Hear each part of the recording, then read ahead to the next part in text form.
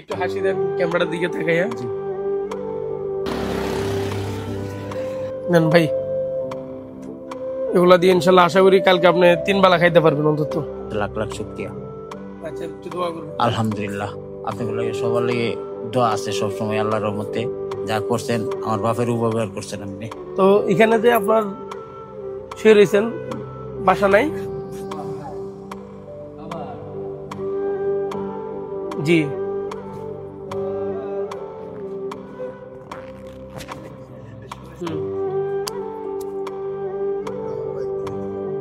মানে কি চট্টগ্রাম মেডিকেল থেকে আপনাকে বের করে দিয়েছে না?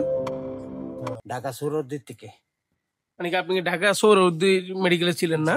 সৌরদ্দিতে ছিলাম, তখন আমার 2 দিন পরে বাইর করে দিল। বাইর করে দেওয়ার পরে আমি কোথায় যাব? আমার তো আর কেউ নাই। একটা ছেলে আছে, একটা মেয়ে আছে, দেশে রাখছি। মানে কি গ্রামের বাড়িতে আছেন? জি। তো আপনি এই চট্টগ্রামে কি কাজ করেন? চট্টগ্রামে এই যে রাজমিস্ত্রি যুগলি কাজ করতাম, হ্যাঁ। কাজ করতাম। এই কাজ করে এনে ব্যথা পাইলাম কোমরে। কোমরে 3 তলাতে পড়ে গেছি। মনে করেন প্রায় এই মাজার আমার অনেক মেরুদণ্ডতে ব্যথা পাইছি, মাজাতে ব্যথা পাইছি। তো এনে কষ্ট মষ্ট করে অনেক কি করবো আর ওরা ভাগছে। আমার তো আর এনে কিছু করার নাই। আমি যে রাস্তাতে মানুষদের সাহায্য মাইগে এই ওষুধ পাখি খাই, নিজের পেট চালাই। আর এমনি পায়ে কি কোনো সমস্যা আছে আপনার? পায়ে হালকা সমস্যা ছিল, হালকা ভালো হয়ে গেছে প্রায়। আর কোনো সমস্যা নাই, একটু একটু মাঝে মাঝে একটু বেশি পরিশ্রম করি তাই আর কি। এছাড়া আমার মাজার ব্যথা, আমি কাজ কাম করতে পারতাছি না। মানে মাজার ব্যথা না? জি। আর এমনি চট্টগ্রামে আপনার কোনো স্থায়ী ঠিকানা নাই? না, এনে আমার কোনো স্থায়ী নাই। আর গ্রামের বাড়ি? গ্রামের বাড়ি কিশোরগঞ্জ। কিশোরগঞ্জ কোথায়? মিডামন থানা। মিটামন না? তো আমাদের হচ্ছে কটিয়াদি থানা, আমার বাড়িও কিশোরগঞ্জ, কটিয়াদি থানা। আমি মিটামন অনেকবার গেছি। চিনি।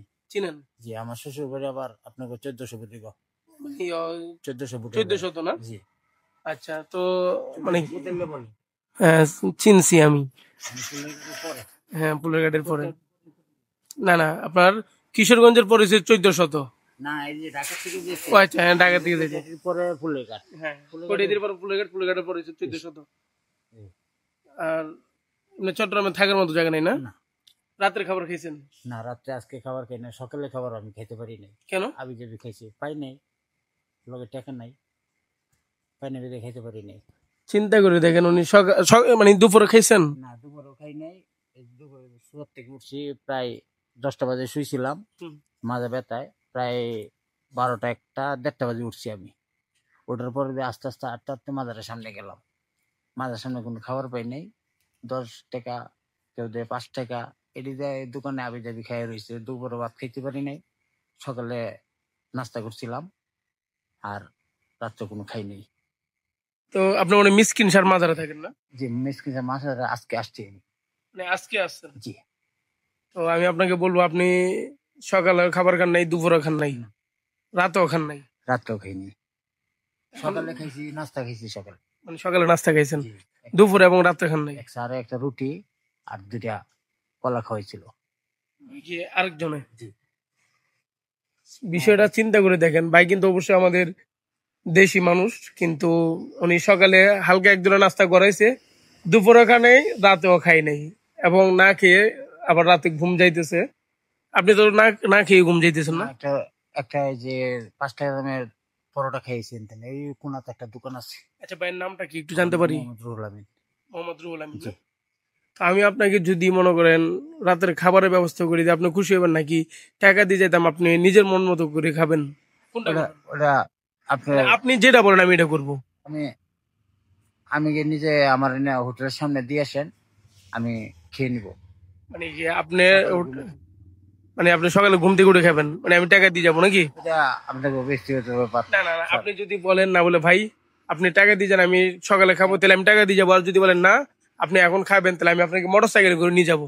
ঠিক আছে, আমি এখানে আপাতত একটা রুটি খাই আসছি, আমি ঘুমায় সকালে উঠে খেতে পারবো। মানে সকালে খাবেন না? জি। আমার বেশি একটা ভালো হয়, আমার একটা মোবাইল ব্যবস্থা করে দিবে।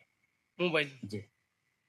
তো মোবাইল, আসলে মোবাইল বাটা মোবাইল চাইলে একটা ব্যবস্থা করা যায়, এটা এত আহামরি বিষয় না। তাই আপনার সাথে আমার দেখা হবে কিভাবে?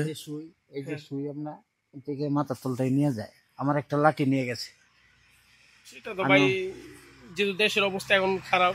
যে অনেক মানে এটা তলে লইয়া তারপরে শীত হয়, ঘুমেতে কিছু তাহলে পাওয়া আমি যায় না। আপনাকে আপাতত কালকে খাবারের মধ্যে কিছু টাকা দিয়ে যাই। এটা আপনার পবিত্র, আল্লাহ তো আপনাকে হেদায়েত করে।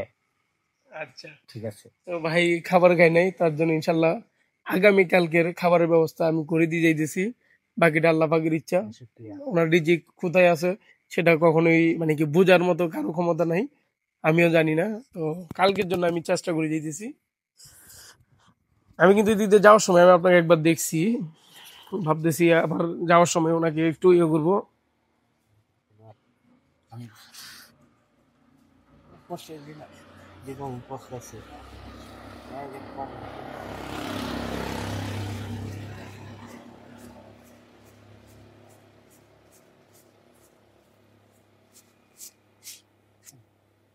নেন ভাই, এগুলা দিয়ে ইনশাল্লাহ আশা করি কালকে আপনি 3 বেলা খাইতে পারবেন অন্তত। আলহামদুলিল্লাহ, দোয়া করবেন তো ভাই। হেদায়েত স্বরূপ। আশা করি আপনি ভালো থাকেন, আপনাকে পরিবারের সবাই ভালো থাকুক। আমি এতে শুক্রিয়া, আলহামদুলিল্লাহ। আমি যা পাইছি আল্লাহর কাছে লাখ লাখ শুক্রিয়া, আচ্ছা, একটু দোয়া করবেন ভাই। আলহামদুলিল্লাহ। আপনাকে লাগে সবার লাগে দোয়া আছে সবসময় আল্লাহর রহমতে। যা করছেন আমার বাপের উপকার করছেন আপনি।